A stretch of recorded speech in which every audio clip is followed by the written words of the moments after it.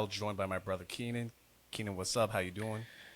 I'm good. It was randomly thunderstorming like terribly here like 35 minutes ago, and in Florida fashion, it's not raining outside any longer because that's just how it happens here. Is that But really that otherwise, random? yeah, well, it's not random, but it is because it just came out of like, oh, it's not raining at all. Then it's torrential downpour, thunderstorm. Then it's like, okay, we're fine. So it's not random for Florida, but it just comes out of nowhere, that kind of thing. Otherwise, been putting in a bunch of cool hours at work. I had an inventory, so I was at the store from 7 p.m. to 7 a.m. That was really fun. But otherwise, otherwise, I'm good. Things have been going pretty well. Yeah, things are cool over here. Good. It's been a nice week. Weather's a little less random this week, but everything's cool. That's good. So, I know you got some various topics you want to bring up in the sports variety. yeah, one that gets me By upset the way, every our time music, I see it. Go on. I just want to say our music podcast sparked a lot of opinion, got a lot of reaction. The first time we done music really in a while. So Yes. my Jay-Z Beyonce conspiracy theory ruffled some feathers. I don't know about ruffled some feathers, but they were like, really? And I'm like, Hey, maybe. Like That- 5%. it's a thought. 5% of me believes it. 95% of me, it's probably true what happened, but 5%, never know. Never know. it was interesting. I'd never even thought remotely from that perspective at all. So when you said it, putting it together was like, wait, that actually, they're big enough celebrities to where that could actually be natural something skeptic. that happens. Yeah, so like, Yeah. I thought it was interesting personally. My guy D Wade's where we're gonna start, and he didn't do anything wrong. Dwyane Wade. Great basketball player, top 25, 30 all time, roughly. Kyle, you'd say, no argument, just roughly around that mark. Cool. Paul Pierce thinking he is better than Dwyane Wade is starting to get very old to me, and like he said it on I saw it. I can't remember what podcast he was on. He said it the other day again. It was on It Is What It Is. Yes, it was on It Is What on It Cam Is. and Mace's podcast. Yes, he said it again. I'm getting sick and tired of it. He's not better than Dwyane Wade. Like, I understand what his point was. He was like, if I played with LeBron and Bosh in their prime, like Wade, would I not have 3 rings? And then I get it, Paul. Cool. He averages more points than you, more assists than you, about as many rebounds as you do. You guys both have the greatest of teams to start off. Obviously, he had that little stint with Shaq, but throughout that entire first Heat stint before they got LeBron and Bosh, Wade didn't have the greatest of teams. He had better seasons. He's a better defender. Paul Pierce is a very good player. Don't get me wrong. I'm not trying to make him sound like he's terrible. Great player. He's a great player. Yes, he's a great player. He is not better than Dwyane Wade. I'm not sorry. He's just not better than Dwyane Wade. Player for player. This is not even taking your resume. But you go on. Let me stick up for truth a little bit. Stick up for Paul Pierce here. In typical internet fashion, it got blown out of proportion. Yes, he said. Let me put it like this: anybody of Paul Pierce's caliber, whether it's Ray Allen, someone in that class, if you ask them privately, not on camera, hey, are you better than this Hall of Famer? They're probably gonna say yeah, right? Yeah. Let me shoot I just Paul think Pierce he's some wrong. bail. That's it. In that podcast, because I saw there's a 2-part interview. I saw the first part. I saw the part where they talked about this. He didn't even all the way really double down on it.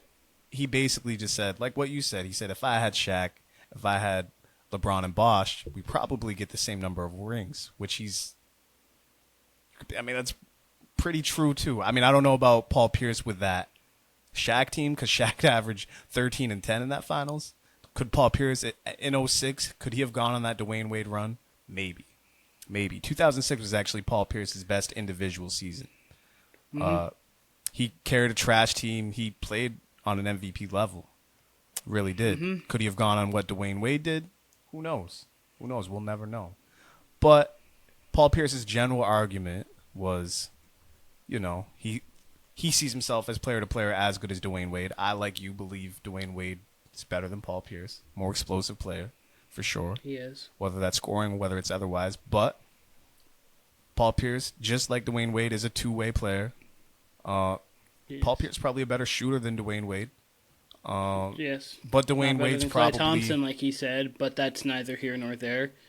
No, that's insane. That's insane. Paul Pierce be on some bullshit sometimes. But I'll say this, man. If you looked at Twitter and Instagram, you would swear to God people think Paul Pierce is like just a role player when he's a first ballot Hall of Famer.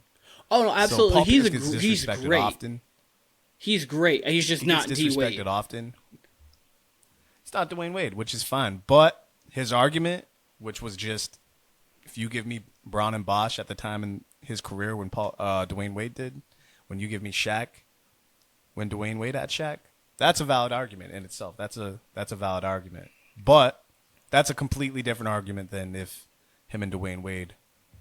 No, Dwyane Wade's a better player for sure. But Yeah, no, it's not that's like a different it's, argument, though. Yep. It's not as far off as people would think. And I think a lot of times people think of Paul Pierce in like that like '08 and after, when he'd slowed down a bit. Like Paul Pierce was low key athletic in his prime, you know? And He was Paul just Pierce as can give athletic anyone as he buckets. needed to be. Yeah. He kind of like the same way Joe So- Johnson was. Not that he was like the same ad player, but like Joe Johnson was just as athletic as he needed to be to give people 22 plus a night. He didn't have to Sure. be like But a I would high say, flyer or go look- anything. But no, Paul Pierce could play. Like he can move, but people don't remember Go look up Paul Pierce highlights prior to like when KG and Ray came. Paul Pierce was catching bodies. Paul Pierce can Yes. You know, Shaq gave him the nickname The Truth for a reason. But yeah, no, Dwyane Wade's a better player than Paul Pierce. I was gonna say it had nothing to do at at all with how good Paul Pierce is or is not. I'm not trying to take it away from him at all because he's a first ballot Hall of Famer. Clearly, he is a great player. They call him the Truth for a reason. He's a Finals MVP. He is a champion. He's been to 2. Obviously, his teams with Scott Pollard in the past, they weren't great. So you're not going to have, obviously, him and Scott Antoine Pollard. Walker.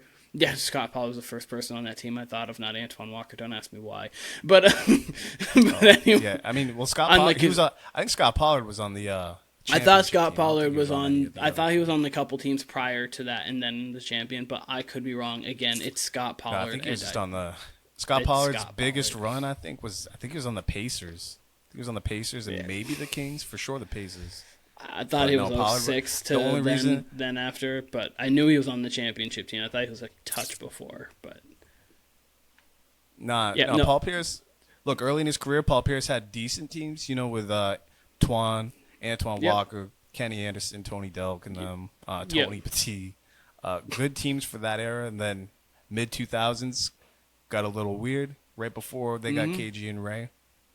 But no, Paul Pierce is the truth. I mean, again, you know, people get mad at him, but if you asked Ray Allen, if you asked a lot of these Hall of Famers who are not on that, you know, upper echelon, if you ask role players quietly, like, hey, you know, if you got as much touches as star players, do you think you? I guarantee you, the number would be a lot higher than what, you know. Oh, you'd think yeah. What the answer would be if you asked him on ESPN or something. If you asked most of these role players, hey, if you got star touches, would you be an all-star? Would you be a superstar? Most of them are saying, or I don't know about most, but a higher percentage than what one would think would answer yes, I would be, you know, in this class, da-da-da-da-da. So, yeah, I think that they wouldn't But- think they all could be Shouts to Paul all-time Pierce. greats, but they definitely could be all-stars. Like, legitimate, like, okay, 20 and 8 kind of guys at the point guard position, maybe at shooting guard 24 and 4, 24 and 5. Like, those kind of guys who are really getting, like, 12 and 6 because of that. I mean, look, So, Reggie Jackson got traded off the Thunder because Reggie Jackson thought he could be Westbrook. So, I mean, yeah. you know, most of these guys are wired that way. You got to figure all of these guys were up until college or up until the NBA were the best players at every single level that they played. And, like, Yeah. far away the best players. And then you get to the NBA and, you know, things got to change a little bit. So, you know, a lot of these guys rightfully so, think highly of themselves because you don't get to that level by being humble. So Of course, you have to be. You have to have. There has to be some level of arrogance to be great. And that's not a bad thing. It really isn't. You just have to hone it in and use it in the proper way. But so instead, I'm gonna go into a couple player for player comparisons that I'm interested to see who you think is better. Got a couple here interesting. So Damian Lillard or Carmelo Anthony? Yeah. Oh wow, that's interesting. Those are two of my favorite players. They are both players who have I think a couple All-NBA first teams between the both of them. They've never been to a finals. They've both been to a conference finals as the lead guy. Played well in both. I mean, Lillard got swept. Melo lost in 6. They have pretty similar-ish starts to their career. Obviously, Lillard might end differently, but kind of similar-ish starts other than Melo going to New York, but yeah. I would say Lillard is the more explosive player. Mm-hmm. I'd probably take Melo. Melo. I'm thinking I would barely. But that one's a really interesting one. You could convince me that you would take Lillard, and I'm no problem with it. It's tough because it's funny to me. Like right now, okay, Lillard. Like I made the comparison before, Keenan, like a couple episodes ago, maybe 6 episodes or so ago during the playoffs or whenever the last time we talked about Dame. I said something like, if you gave Dame the opportunities that Steph has had, who's to say that Dame wouldn't have rings right now? I want to clarify that a little bit. Steph, like early on in his career, like mid-2010s, was just a flat-out better player than Dame. Dame was an all-star. Yes. Steph was a superstar. Now I think they're both superstars. Like now, if you put this Dame on the Warriors, I don't think much is different. Especially if you got Dame running around a ton of screens. Like they're equally in the upper echelon of shooting. Steph's obviously the greatest of all time, but if Steph's at 100, Dame's at like a 97, 98 right now as far as shooting. Like Dame's just that explosive. I mean, he scored 70 last year. You know what I mean? Like Dame's asserted himself to be on another level, right? Mm-hmm. Now, so what I'm trying to say is, it's funny to me how many people are like, Dame's 33, like he might be on the downside of his career. Like he's in the smack dab middle of his prime to me right now. Like he's caused some injuries. His team's holding him out a lot in these last 2 seasons because they're trying to tank towards the end of the season. Mm-hmm. I don't see Dame slowing down in the next 2 or 3 seasons. I just don't. He's so playing better since what? Since the pandemic, Dame's been playing at a top 10 level, right? So it's just funny to me once everyone's got the same thing of go ahead. Sorry, I was just saying a lot of the groups. I mean, it's not the same as the old NBA. A lot of the same people that have been great, like I coming in, like the way you saw quarterbacks. You see them grow, and like Drew Brees played longer into his career and played better. You saw Tom Brady do it. You're seeing Aaron Rodgers do it. Obviously, Aaron Rodgers took a little bit of a decline last year. It was still 26 touchdowns to 10 picks. It wasn't a bad season at all. So you're seeing more quarterbacks being able to elongate their career because the way the game has changed. They're not getting touched. They're not getting touched. Yes, they're not getting touched. The way the game has completely changed. How on the outside, how it's changed. So it's easier to play the position than it was before, per se, from a health standpoint. The same way in the NBA is you're not getting bumped off of screens as much. Your body and they're obviously the load management kind of thing, which is kind of injuring people, but at the same time, people are still able to play at a high level longer. So to think that Lillard can't be at top 10 level for the next 3 years it's definitely possible. But go on. Let me use the last 2 players we talked about as example, Dwyane Wade and Paul Pierce. It was slightly more physical by the time those 2 got done, which was, mid 2010s. Well, Dwyane Wade late 2010s, he retired, but Paul Pierce aged slightly better than Dwyane Wade as they got older because of their style of play. Dwyane Wade took a pretty quick decline because of how he played, slashing, getting to the rim, much like AI. Paul Pierce aged a little better because he wasn't as physical, or he was pretty physical, but not to the degree like Dwyane Wade was just like Westbrook, like playing on 100 all the time. You know what I mean? Yes, absolutely. Lillard doesn't play as physical as either of those two. He's coming off screens. He's not going to the rim that much. You know what I mean? And he can shoot. Like, regardless, him and Steph, whenever it is they do lose that step, guess what they're going to be able to do? Shoot the lights out regardless. You can still run them off screens, all that. And when they're in their bag, Clay they isn't can still what he get the was handle off. 4 years ago. Exactly. Clay isn't what he was like 4 years ago, but guess what? On a given night, Clay still can give you 11 threes. So, you know. But, shit, back to the original question. I tend to go Melo just because, you know, I think Melo was the level of offensive player. Like, his efficiency was terrible throughout his career. Yep. Or not great, especially when you compare it to even like someone like Kobe. Kobe was a chucker, and he even had better efficiency. I do think Melo, even though he didn't play smart as far as shot selection, the more I'm talking now, I want to say Damian Lillard, but I do think there's a version of Melo where if he would have just been smart with his shots, been smarter with it, that he could have been, you could have built a team around him of guys like Dirk Nowitzki, and he got a ring. You know what I mean? I think there's a version of Melo that's a 2 championship type of player. You know what I mean? Yep. But you can make that same argument for Dame. But I would say just the level of 3-level scorer Melo was at the rim, mid-range, three-pointer, and his rebounding ability. I tend to lean Melo, but it's close. It's close. But I'd give it to Melo. I'd lean Melo by a hair, but I get why if someone said Lillard, I would get it. So that was my first one. And if Lillard keeps up this pace the next 3 years, like I just said, like there's no reason why he couldn't, then I'd probably change my answer to Lillard, you know? Yeah, again, the he's thing the about more this explosive one player can at change. the end of the day.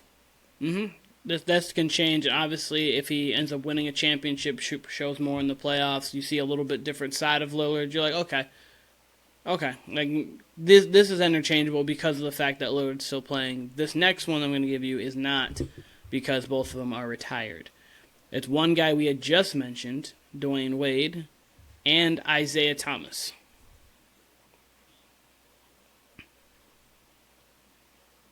That's harder because I wasn't alive for Isaiah Thomas.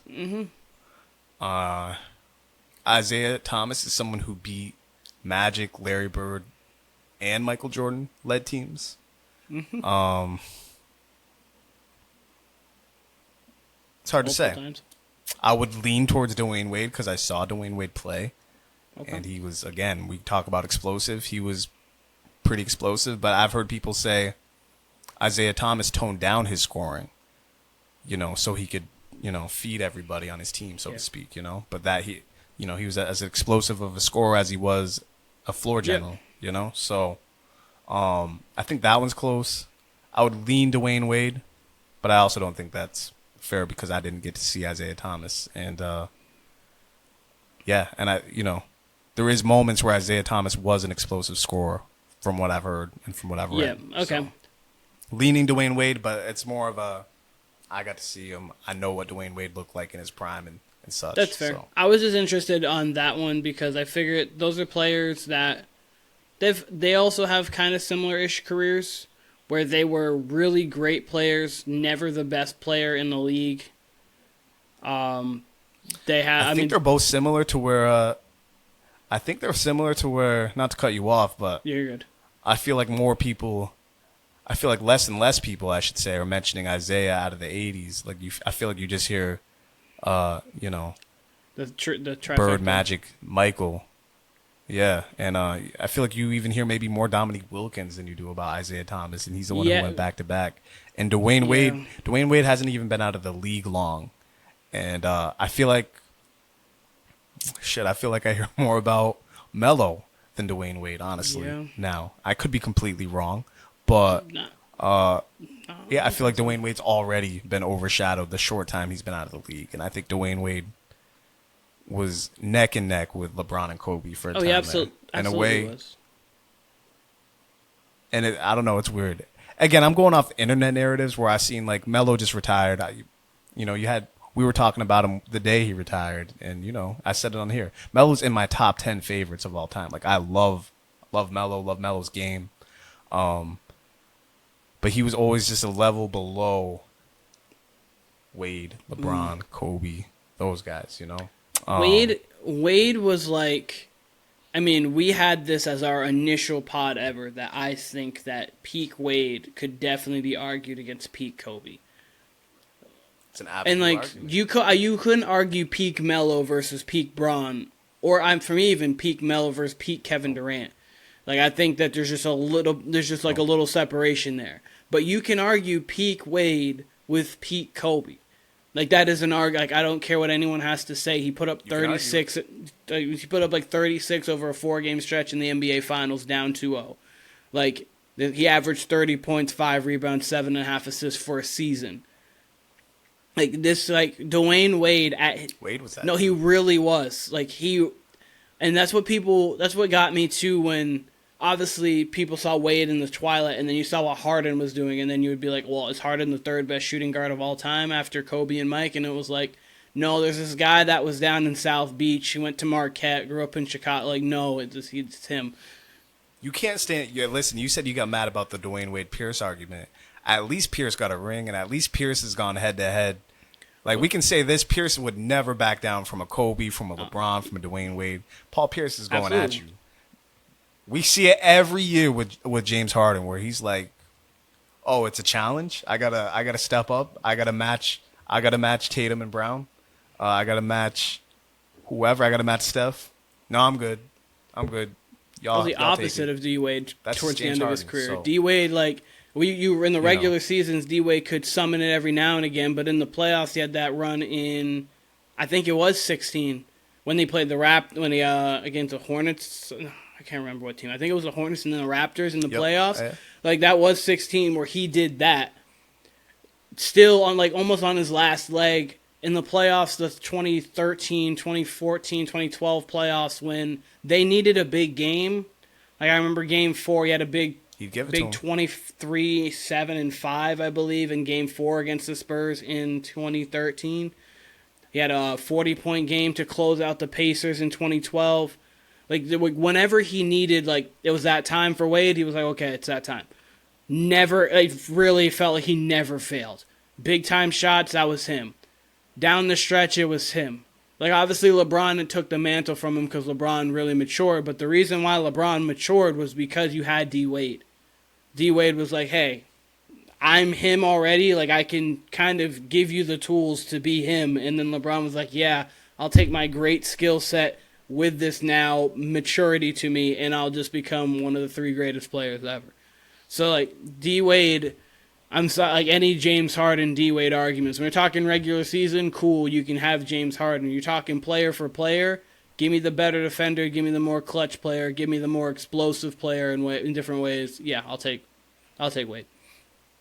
But give me the player who's at least going to shoot an elimination. Yeah, give me the player who, like, shoot. I was gonna say, give me the player who's not going to be scared and put up, like, what we just saw from Harden. Playing bad's one thing. James Harden just gives up. What we just saw from Harden in Game 6, we'd never seen from Wade. We just saw him in the last game Harden had played for our memory. We won't see that from Wade. All right, and then this one I'm interested in. So, this isn't career. This is peak for peak. Kobe or Durant?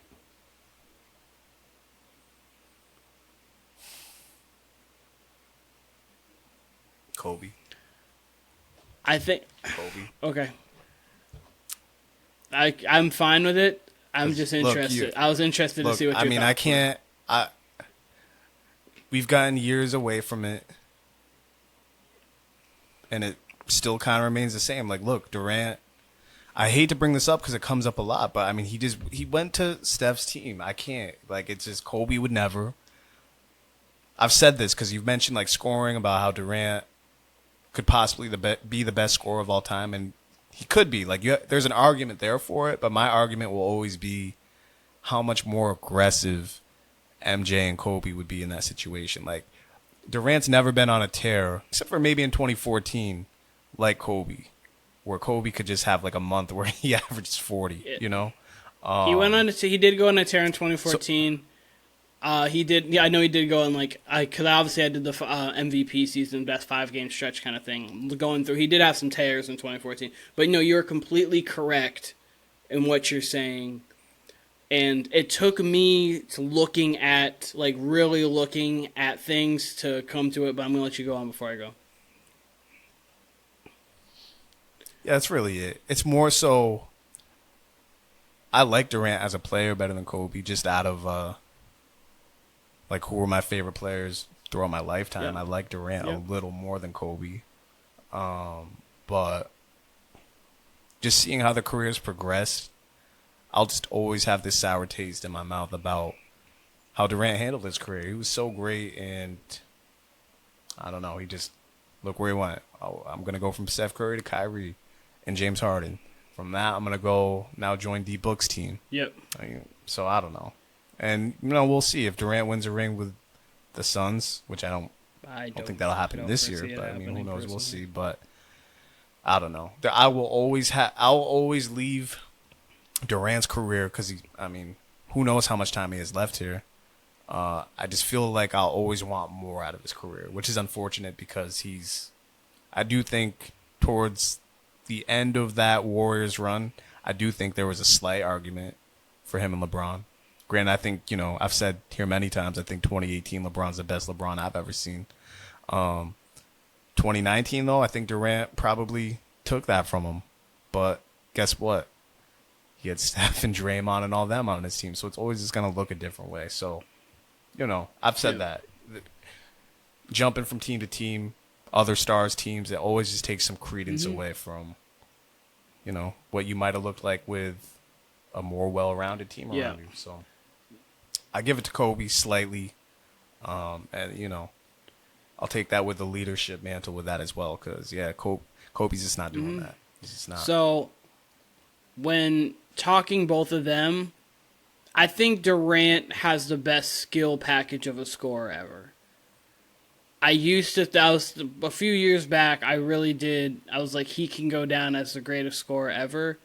And then once LeBron broke the scoring record, I wanted to dive into the numbers more and kind of just look at, because obviously I didn't watch Mike, so I don't have the recollection of just oh yeah, he dropped 56 here, 69 there, blah blah blah. So I didn't have all those numbers kind of in my head like I do with LeBron. I remember his 60-point games, all those kind of things.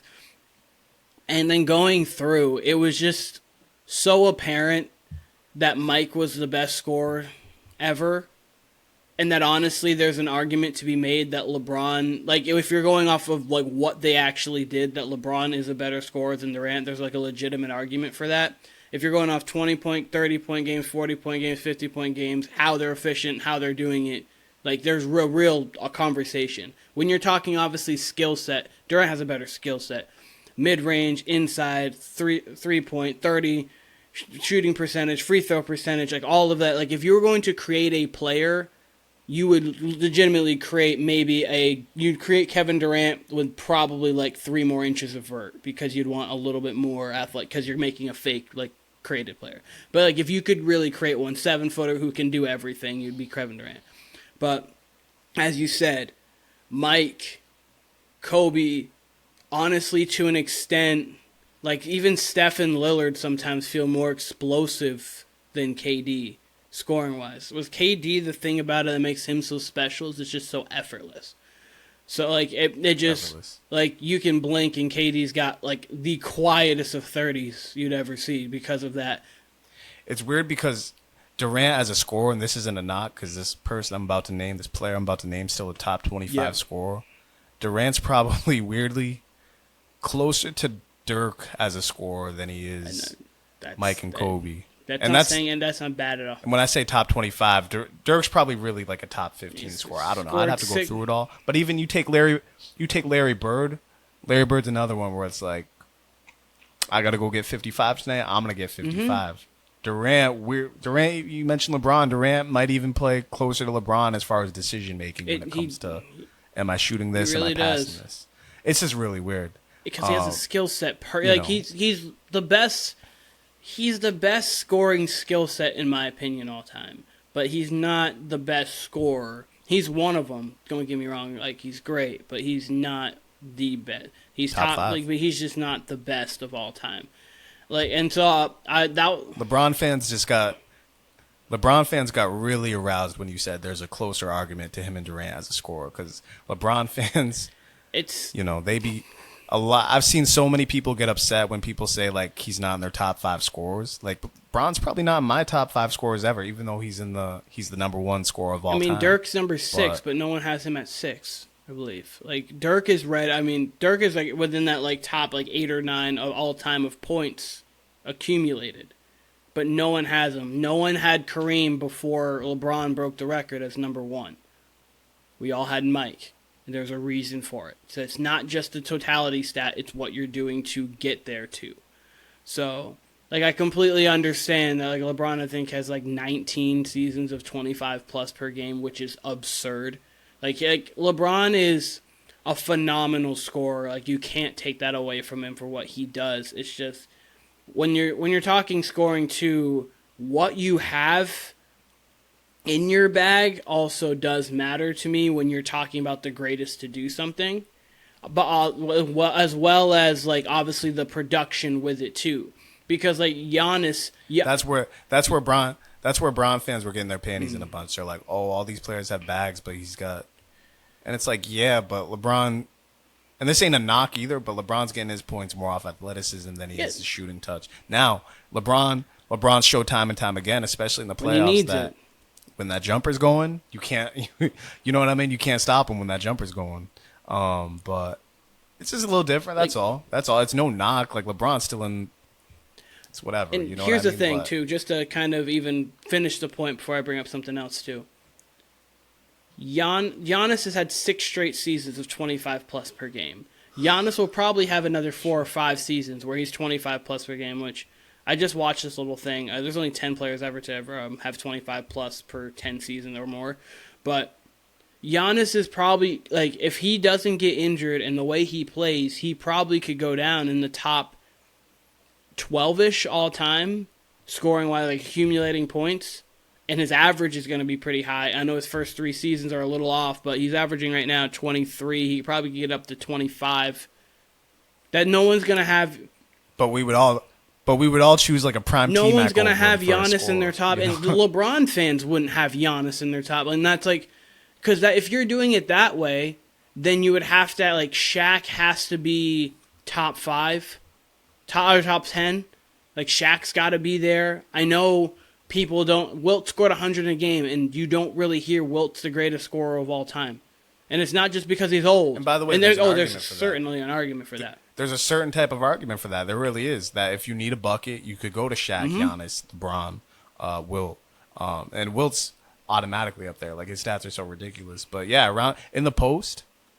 You're taking Hakeem over everybody when it comes to scoring. You might take just because you add the foul shooting, you add the like level of shooting. People have, like, when you're talking about best post scorers of our best post guys of all time, Kevin McHale gets brought up.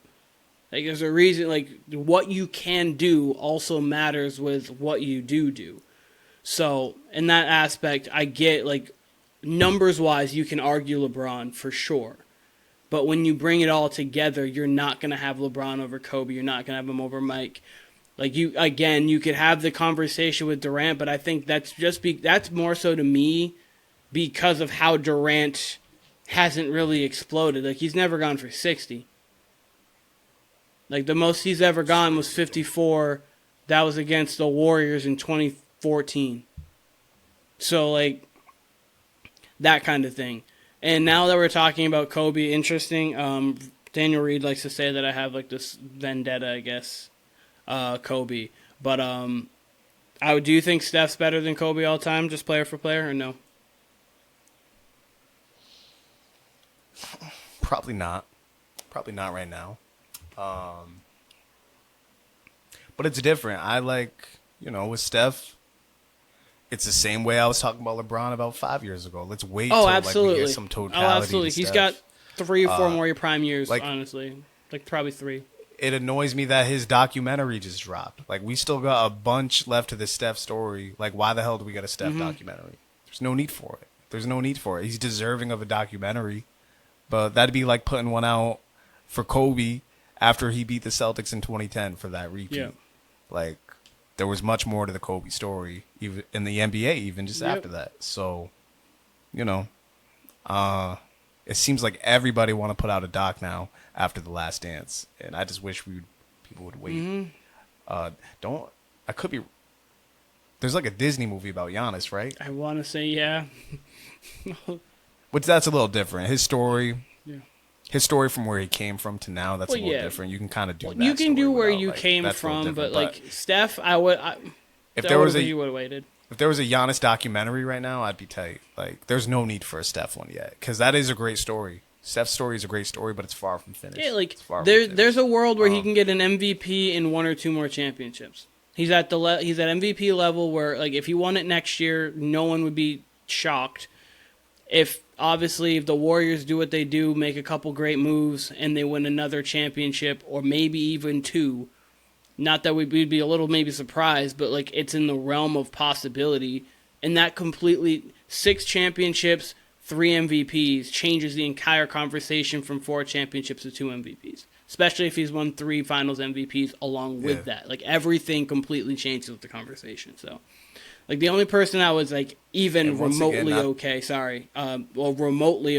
was, I guess, when Tom did his Tom versus Time thing.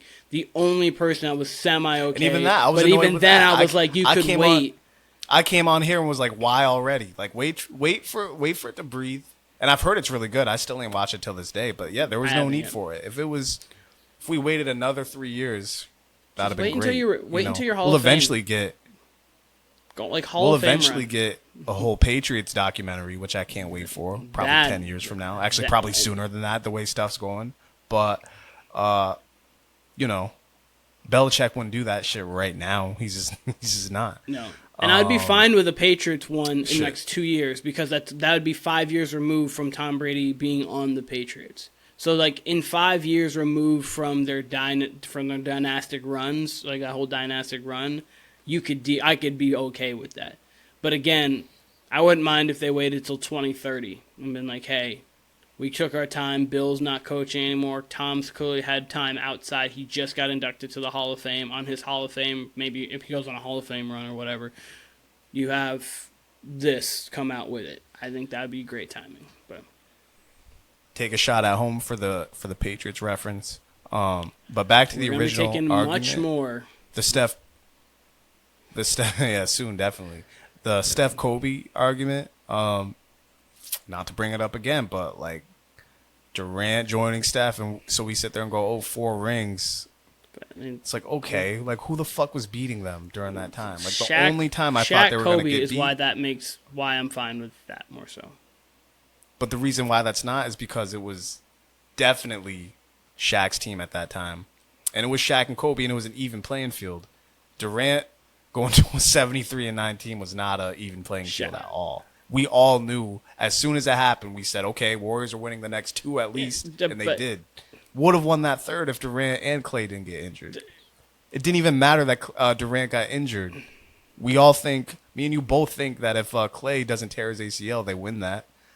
So, I mean, you can't say that about Shaq and Kobe's teams. If they lose one of them, it's over for them. But, I mean, they in 07, their 2000, 2001 season, they were a juggernaut. They went 67-15. They went 15-1 in the playoffs. They had 0, like they ran through the entire league, and then they were playing at such a high level, though. I don't think anybody would have said, "Oh, this Laker team is going to go 16-0 in the playoffs." We could have legitimately said that and did say that about those Warriors teams going into certain playoffs. That one just sort of happened. That one was lightning in a bottle. I think that was Kobe coming into his own, Shaq as the most dominant player. I was going to say, they both had 2 top 5 players in the league for 2 of their championships at that point. And the difference was Kobe and Shaq ain't have Clay and Draymond. That'd be like taking, I don't know who. That'd be like taking not Ray Allen, but maybe a late career Reggie Miller and whoever from that time. I'm trying to think of a defensive stopper. That was a little before Ben Wallace's time, but let's throw like a Ben Wallace. You know what I mean? Someone like that. Impact defensive player and then a late career Reggie Miller. You put that on those teams. I mean, that's basically what it was. I can't stand any argument from that 3-year run with the Warriors. The reason, but I do believe had Kyrie been healthy, had they put it together in 2019 and not had the tumultuous year that the Celtics had, that Celtics team definitely had enough. But that team was loaded with talent, loaded with young talent, loaded with good role players. You had Terry Rozier as like their 8th man. I mean, that team was just unbelievably loaded with talent. That's the only team realistically, I think, who could have beat them. Granted, Houston went toe-to-toe with them as well. Yeah. But, no, it was a lot to ask of any team in the NBA at that point. I completely understand that. But the reason why I was saying that the Kobe Shaq thing is, the Kobe and Curry's more than the Kevin Durant and Curry, is because outside of those 3 years, Curry still has 2. And if you want to, and Kobe has 2 outside of Shaq when he wasn't the best player. So they both have 2 where they were both the best player. He absolutely does. That's kind of where the conversation. He absolutely does. And you know what? Curry has the argument of, we kind of, I want to say changed the game because the game was trending that way anyway. But he definitely changed. Revolutionized. Would be changing the game, but he changed the game. It was trending that way anyway, though. But and the NBA is a copycat league. You got to do something. Yeah, you can attribute the 3-point boom to Curry. If they weren't as good as they were, I don't think it anyway. happens as quick.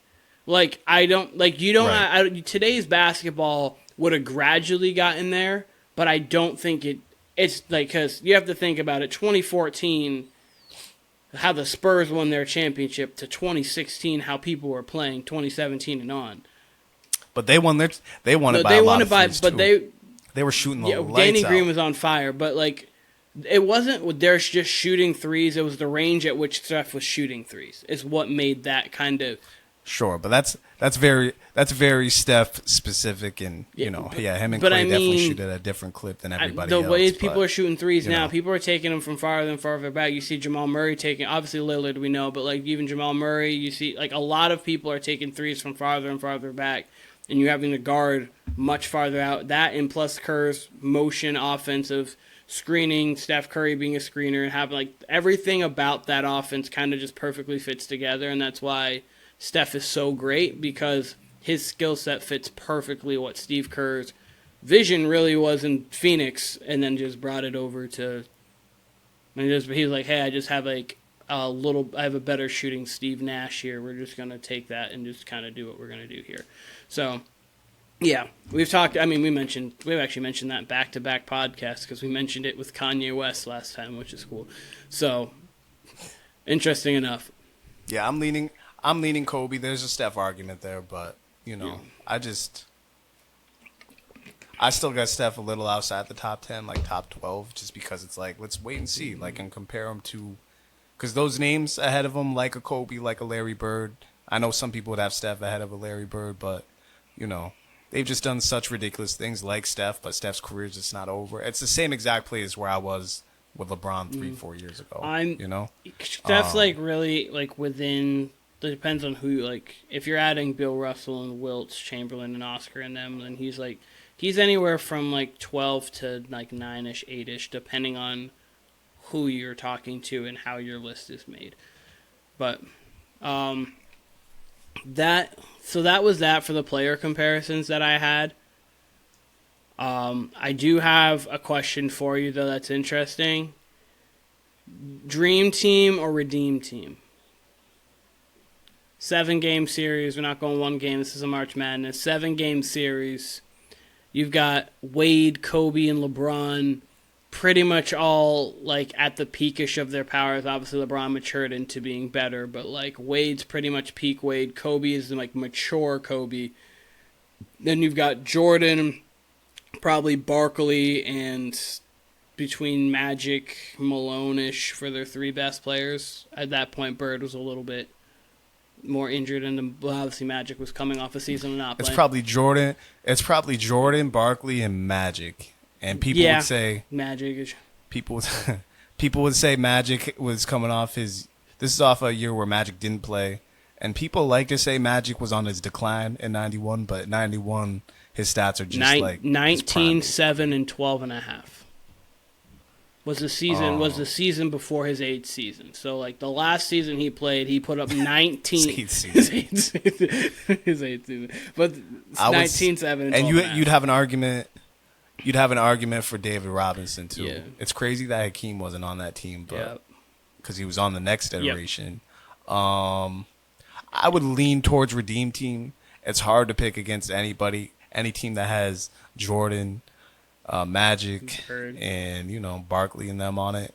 It would have been it would go 7, but I would lean a little bit towards the Redeem Team just because they're a little more well-rounded. Whereas, the Redeem Team might have been a little more guard and wing heavy because they got Melo too. Mm-hmm. But that Dream Team had a lot of dangerous size. And by the way, Prime Drexler too. People just like to push Drexler aside. Drexler's stats are like up there. I have all these stats. Dangerous in the open court. Drexler would have played with Wade, Kobe, all of them. It would have been, and you're allowed to be physical. It would have been something. It would have been closer than you think. Oh, absolutely. You got Stockton, you got Jason Kidd on that 08 team, which people forget. Michael Redd coming off the bench. Iguodala on that team, or is that the next one? I can go. I'll go through the roster and everything right after you're done. Go through the roster. All right. So Redeem Team. Go through them.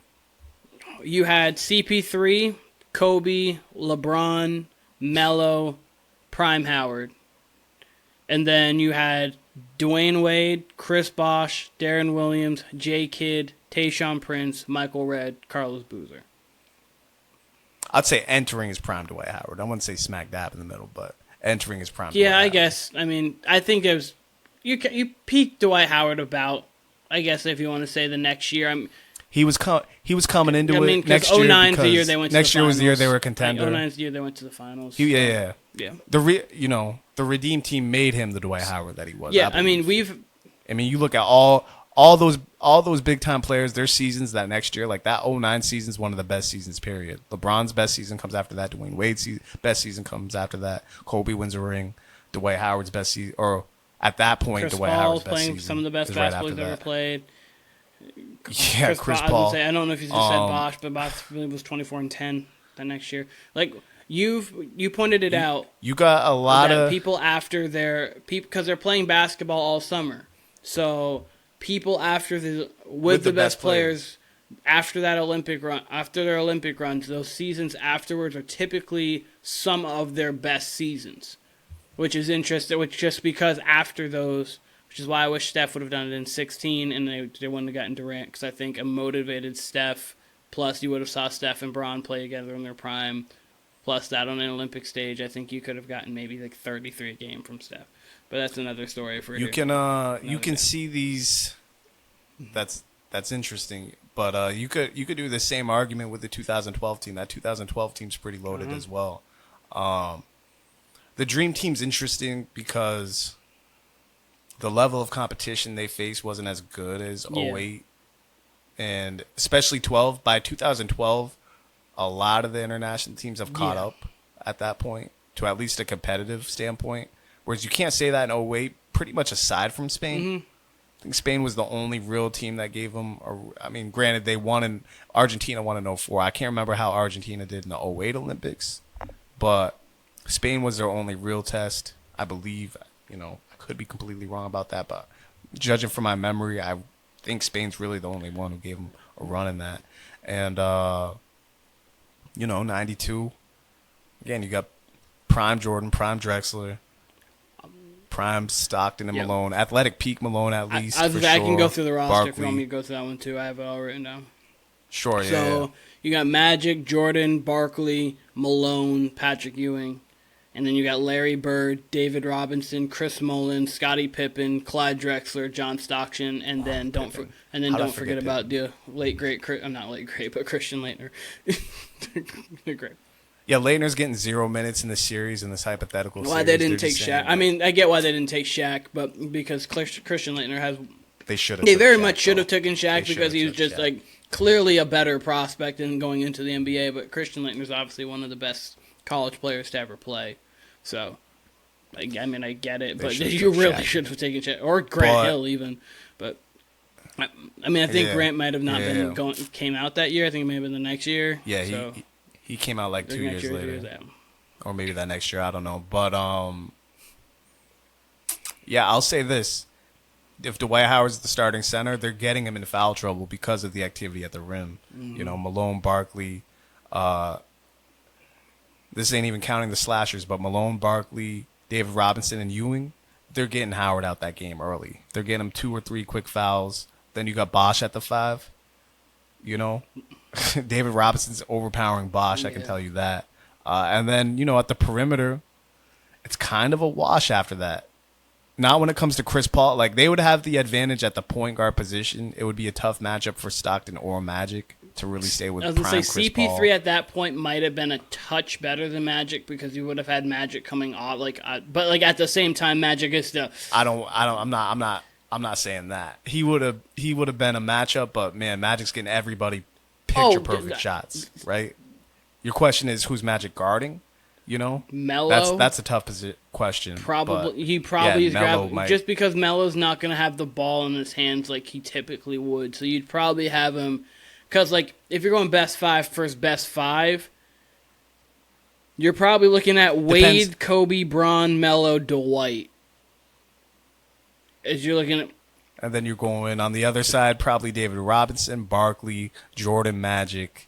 And if it's Bird in his prime, Bird's out there. Probably but it's not Bird in his prime, so it's probably Pippen, Jordan, Barkley, Robinson, and Magic. It's probably your 5. And so that means you have Robinson. And if you want to Robinson on Dwight Howard, you've got Magic on Melo, you've got Scotty on. Pick a person. He's probably just because he's a little bigger. He's probably guarding Bron. You've got Jordan on Kobe, which would be electric.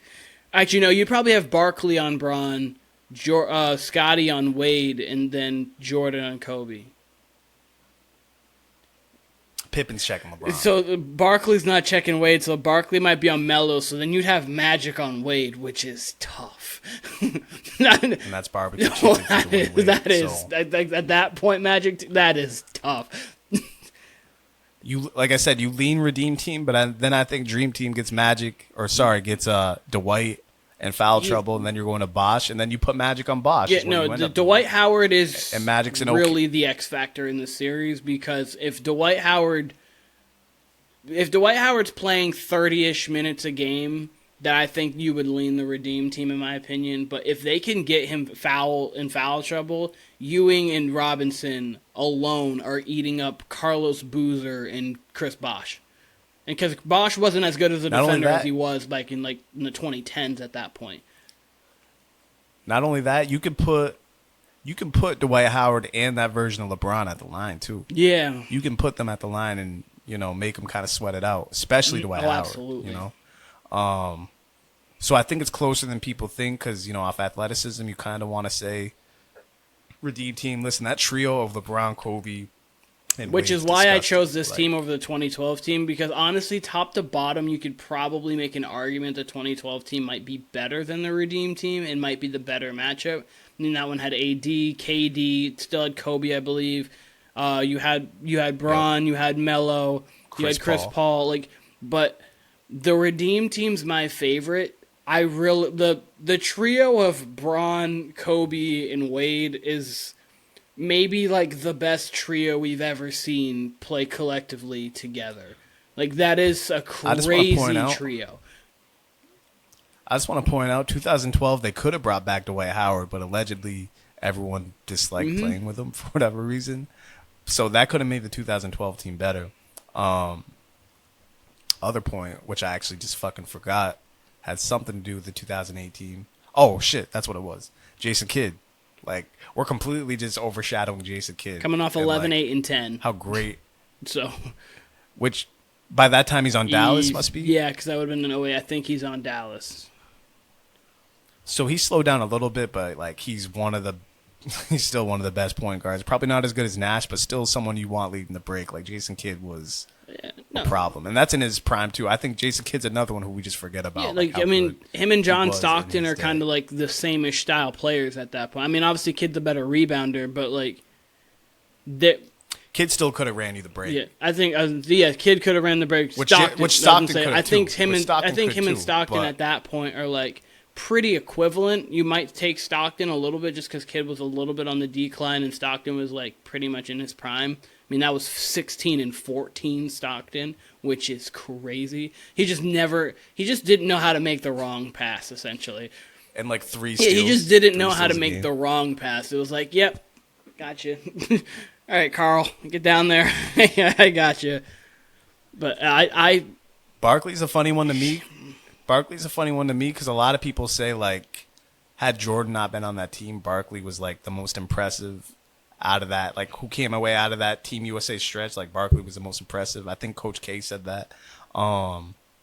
It's just weird because, like, if Barkley never had a 3-point shot. So if he could have at least stretched the floor, this makes them, like, a valid matchup. Then it's just you just got a lot of people attacking the rim. Yeah. You know what I mean on that team, and really you still have that on a Redeem team. It wasn't like that team was literally shooting. That's kind of why they got Michael Redd. Yeah.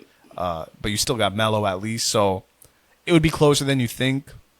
I'm leaning the Redeem team, but again, Same. The trio of Kobe, Wade, and Bosh to me, like if you would have told me, hey, this is Bird, Magic, and Mike in their prime, I'm going with the Dream Team. But the fact that Bird isn't prime Bird, and Magic is great Magic, but I wouldn't say he's peak Magic, those kind of things would just make me lean the Redeem Team just a touch more.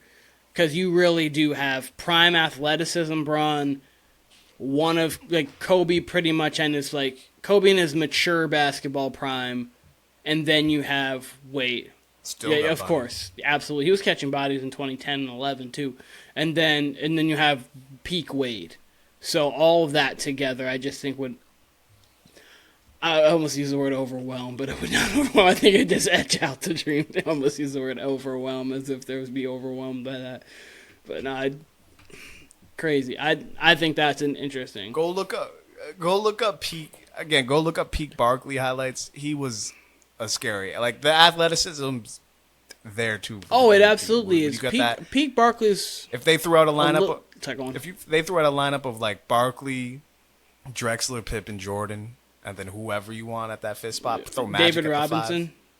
Or even David Robinson or Malone. Like, it's right there with freak athleticism. Oh, absolutely. Like, you don't see it because a lot of the highlights you see of Malone are like late career highlights, but that level of Malone was explosive. And Barkley, I've said it again, Barkley's like if you just put Westbrook at power forward. You said Westbrook, just go focus on rebounds and scoring. There's a joke there to say that that's all he focuses on, but if you really say, hey, Westbrook, like, don't even worry about playmaking, like, go out and score and go out and get every rebound, that's basically Barkley.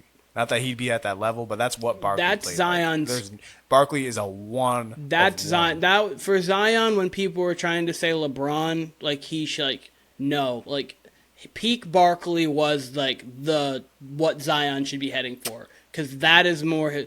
I mean, a lot of people were saying Barkley and Larry. Johnson. I heard too much. Just because of the athleticism and the man-child body, I heard too much of LeBron. I think people were comparing the hype a little bit to Bron. People definitely said Bron, but I heard more of Barkley. Because that's what it should be. I could be wrong. That's what it should be. Peak Zion should be a semblance of Charles Barkley. But Charles Barkley, like, if you go look at some of Charles Barkley's, like, playoff game stats, like, I think he had a game 7 of, like, 47 and 22, something crazy. Like, Barkley had immense talent. Obviously, people know him today just as being, like, the funny guy on TNT, and that was saying some things from time to time that are actually very smart. But he could really play. So, like, when Shaq clowns him for not winning a ring, it's not because he wasn't great. Like, he was pretty close to Shaq, like, as a player to player. Like, he's Shaq's better. Don't get me wrong. I'm not trying to make it sound like he's not Shaq. Prime Shaq is 36 and 15 in the finals. I understand that completely. But, like, were the levels that they hit take out championships, like regular season kind of play? I think Barkley's not, like, a terrible amount, like, steps down. Maybe like a step or two, probably a step or two. I don't know. I don't think that's crazy to say. like a step or two down from Shaq. I don't really know how to make that comparison because they were so. Yeah, I just mean like the players. greatness Shaq, of what it's hard to compare anyone to Shaq because Shaq was he, so. he was a so dominant player. That's different. I just think like a step or two down, you have Barkley, which again was where you have like, I don't know. Yeah, I mean Barkley's in the top 20 to 25 players, most likely. Him and Malone. Absolutely. Both. I just think Barkley's a one of one because he's Dwyane Wade's height, but rebounds like a Carmelo or someone like that. Like same thing. You know, like same a thing center, like David Dennis Rodman. Same kind of thing where like Rodman just was like 18 boards a game and was looking a little bit down at Pippen. I was looking up. Like you can take Westbrook highlights, and they're comparable to like Derrick Rose or John Morant. Like all three have similarities, right? Like kids can look a little bit like you take Kid or Nash highlights. They're somewhat comparable to Magic. The difference with Magic is like everything with Magic's a highlight somehow. Like there's probably highlights we'll never see of Magic that are ridiculous because they look basic for Magic compared Same to thing with Mike. else. That's why Magic's a one-on-one. Because when I watched The Last Dance, there were some plays from Mike. I was like, I've never seen this in a replay. Right. What like for a couple from like Mike early years. Like if you watch Mike in his 1985 to 1989 before he started winning, that's where most of his highlights are coming from. Not that he didn't have highlights afterwards. Like he had like special plays, special games, and all of that stuff. But like when you're talking just like freak jaw level, like what we see from Ja now, athleticism, that was Mike just doing whatever he wanted to and at that point it was foreign. It was like, okay, you had people like Dr. J, Elgin Baylor, Clyde, but like it wasn't as as prominent as is today. So it was like, who is this guy floating to the basket? We haven't seen this. Like this is Dr. J, but step up. It was crazy. Yeah, back to my original point though. If you take a Barkley, if you take a Barkley mixtape or highlight, there's no player in NBA history that's gonna look like Barkley's. Like he just played like he played like a 7-foot player, and like with such a fuck you to his game. Like it's like a mixture of like I said, Westbrook and I don't know, pick a big guy. Like pick an explosive big guy and mix it with Westbrook. That's how Barkley played. And it's I don't know, we'll never see anyone like Barkley. Like you said, Zion's close, but even Zion doesn't play like Barkley. Like Barkley's just got some scary ass highlights in there. Like looking like LeBron on some of these, with the chase downs, with the catch blocks. Like who do you see? You only see catch blocks from someone like Dwight Howard or someone like that, or Will Chamberlain, or big guys. Charles Barkley, 6'4" out there, just looking to take people's heads off on defense and offense. So yeah, he's a scary dude. He was a problem. Yes. He was a problem. But yeah, is that the last question? Nah, I don't have anything else at all. I can't wait to talk football. Training camp day 1 was today. Actually, we got more football in the coming weeks. I don't need to. We're gonna obviously have our full predictions as we normally do. We're gonna have playoff predictions, predictions. I just want to know, how are you feeling on the Patriots? I just need like a sentence. I'm feeling optimistic. I'm pessimistic. I'm feeling good. I'm feeling bad. Just want to know. Feel good. Feel good. Okay. I feel good. Okay. I cannot wait. I cannot wait for the season. I'm itching for this season. I think we got a classic NFL season on our hands here. I really do. That's about it. That's about it. I'll save every. Yes. We're 2 or 3 weeks away from probably 3 weeks away from like some real NFL talk, and then Yeah. Before we know it, preseason will be here. Before we know it, August. I mean, preseason starts technically next week. Like they have like the Hall of Fame game is August 3rd, and then preseason starts August 10th. So you've got everything right around the corner. I have like 2 thoughts on the Patriots. Like I have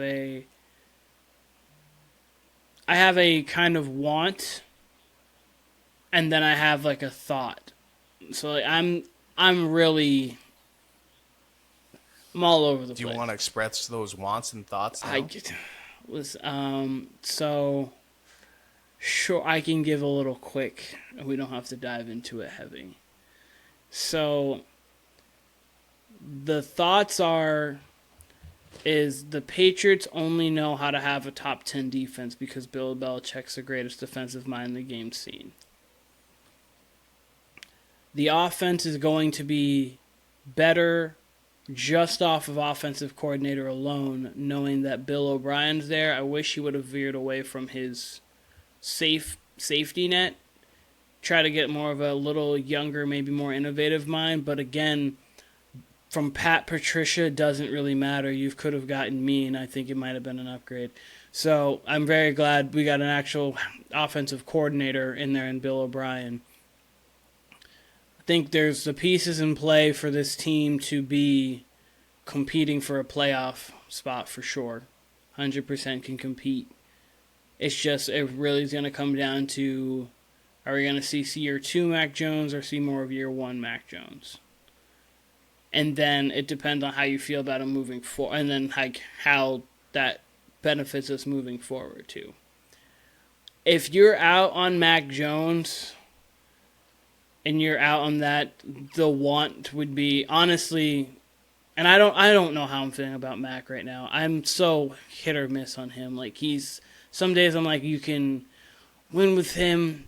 But then I'm thinking at the max is like he might be Kirk Cousins. Like at the max him. Like I'm all over the place. And Kirk Cousins is a really good quarterback. I mean, that's top 14 in the league. It's just he doesn't come up obviously in the big spots, which is what makes him not that. But I mean, obviously if you can be Kirk Cousins good, come up in the big spots, you can be a very good quarterback in the league. So I just don't know if I'm sold. And then the fact that Caleb Williams is there in college. And I can't even think of the other kid's name. That's actually, I can call him kids because I'm 26 now. But there's another kid. I can't think of how good, what his name. But the top 2 quarterbacks this year are absolutely going to be, they're like can't miss prospects, especially Caleb Williams. So then half of my body is like, if they go 1-5, I just want them to tank for Caleb Williams. And our lives will be changed forever. And we'll go on another dynastic run. So that's my Patriots thoughts as of right now. What I think they're going to do, I don't know. But those are my thoughts. Yeah, I mean, those are... I think that's in line with rational Patriots fans. Like, I think Mac's naturally going to be better. He had a good year 1. Year 2, we've said it a million times, Belichick didn't give him anything to work with in year 2. So he's naturally going to take a step up. Bill O'Brien was... his OC at Alabama at one point. So, Bill O'Brien's been with the modern stuff, you know what I mean? He's kind of, it's not like he's still on whatever he was on with, Tom Brady at the end of the late 2000s, early 2010s. So, it's going to be more modern. Yeah, for sure. We've got a good tight end set. We've got good receivers. We've got a great backfield with Ramondre. Ty Montgomery, too, in there. Couple others. I wish we would have kept Dame Harris. Seems how he signed for the fucking minimum with the Bills. I think that's a great pickup for the Bills.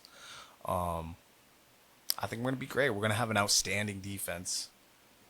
I thought it was a Super Bowl defense last year, and we got better. I don't think I don't think that can be discounted in the least. So when you've got that level of defense and that level of athleticism and that ability to get stops, all this team's got to do is put up 24 points. Can this team put up 24 points? Absolutely. The question here is going to be the offensive line. And if they can be above average, yeah, this team's going to... I mean, the team was fighting for a playoff position last year. There were Jacoby Myers, whatever the hell that was, and Christmas Eve fumble on the goal line against the Bengals. Yeah. They win those 2 games. They got a wild card spot. They didn't. So, there's some point in pointing that. But point to say, like, how close they were, And they've improved at the places they've needed to. We'll see. You just never know with the NFL. The NFL is such a crapshoot. You just never know with injuries. All it takes... I mean, look, there's real questions in New York with the Jets. There's real questions in Miami. Not as many questions in Buffalo. Still, you know? it's even more So, more you know. questions than normal. It's more of a chemistry thing, kind of how they. This off I guess so, season but I they've been think a little up and down. That's kind of that kind of thing, and it would be interesting with to Diggs see. and stuff, but I think they improve the places they need to. You know, I mean, they're not the Chiefs, but you know, if we're gonna give someone the nod, obviously give it to the Bills in that division. But after that, when you know the Jets, Patriots, Dolphins, hey, I think the Pats can stop both of the Jets and the I Dolphins. very much like. I think they can give the I Bills very problems. much like what the So, Dolphins did this offseason for them.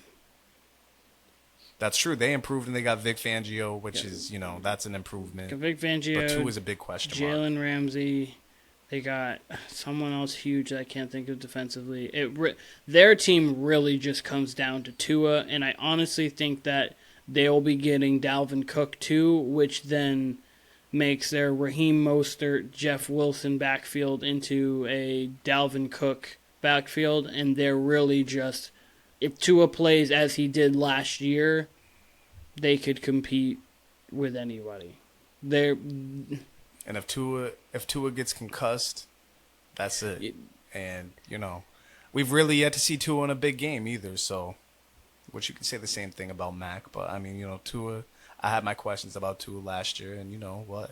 When he started and he was healthy, more often than not, they won. Tua's got a deep ball, but I still got my questions about Tua on if he can really be that guy. So we'll see. I think the margin after the Bills between those three teams are very close. Rodgers didn't play great. That offensive line in New York is shaky. And what do you want the most for an aging quarterback? You want an offensive line. Really, it comes down to Brees Mekhi Hall. Becton's healthy. If he's healthy, then at least he's got a left tackle. But if not, I mean, Brees Hall obviously coming off an injury, but the Jets have pieces. We don't even know if Brees Hall is playing week 1, right? He's Brees Hall come back probably. week 3 or 4. I think I'm pretty positive he's going to be back for week 1. From everything I've heard and read on it, he should be back for week 1. Like, he's geared towards that, and he's focused on that too. But obviously, we know there's setbacks, so we don't know. It's not official, but he should be back for week 1. Not 100% sure he will be. Pat's got a tough schedule too, so I mean, we'll see. I think that they're going to be we can good. Say whatever we want. I just don't want the really thing that I don't want is like 7-10. Like that's just I just think this is no man's land. Like, I want them obviously to be good, and if they can compete and Mac can show he's like, yeah, future quarterback, then great. We've got what we need. You develop around him. You get other pieces as well, and we move from there. But if he just shows not to be good, I would love for them to be terrible, get Caleb Williams, and then everything's right. That's just my thing is, I don't think Mac's that bad. I'm not a huge Mac Jones guy as far as like but the stuff coming, I've heard so many NFL people say how far ahead Mac was as far as IQ and as far as reading stuff, as far as this and that coming out of college, and the fact that if the Pats didn't like Mac Jones, they wouldn't have took him. You know what I mean? They didn't just take him because he was the best quarterback available. You know what I mean? They took him because that was their guy. You know what I mean? Like that. They thought he could be some semblance of future. And year 1, we saw it. We saw a lot of good things out of Mac in year 1. Year 2, we don't got to talk about year 2. We've said time and time again what the issue was in year 2. I'd like to see them put Mac in, more RPOs. He's proven to have success with that in college. like to let him throw. And now, it just fits his type of, with Ramondre and the type of receivers we have, it fits. And I think Bill O'Brien will put more RPOs in there. I hope that's the case. Yep. We'll see a little bit in preseason. Not that they'll show a lot, but this team has potential. And if anybody's got them 3rd and 4th in the division, I would understand that. But do I think the gap between them, the Dolphins, and the Jets is far? No, absolutely not. And who's got the best defense in the division? It would be between the Jets and the Pats, and I think it's the Pats. I think the Pats got it's right there. So much better on defense, and that was already their strength. It's right there. I was gonna say I'm fine. Like, I'm fine with that because I think the Patriots definitely have a phenomenal defense, But the Jets defense, they have pieces all over, and Robert Saleh knows what he's doing on that side of the ball. Not that Bill Belichick doesn't. I'm not trying to say that at all, but that Jets defense is just as serious as the Pats. I just think the Pats defense is more explosive. The Pats defense was keeping us in games last year, and then they only got better and more athletic, which is scary. I think this Pats defense is going to be scary. But, we still got 3 or 4 weeks, 5 weeks before. Yeah, for sure.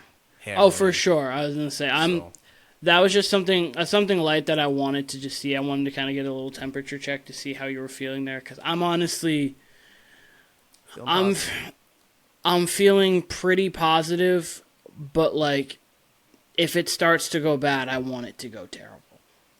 I'm willing to take 1 year of. I'm not saying it's going to, but I'm just saying I'm willing to take a 2-15 season to get Caleb Williams to then just change the entire fortune of our roster, of our franchise. That's my hope. 7-10 is something that I would hate to have. Is 7-10. Yeah, I mean, that's more likely than 2-15. There's no world where the Pats go 2-15. I think Tim was gonna have a hot take that they were gonna win 3 games this year, but I think he changed that because I don't know why. Again, if they did and they got the number 1 pick, I'm not actually going to be terribly upset because again, I can take 1 year of terrible for. That would have to involve Matt getting injured, though. But even then, Bailey Zappi proved he can play in the offense, too. So, we don't know. I don't see any world. There's too much talent on that team.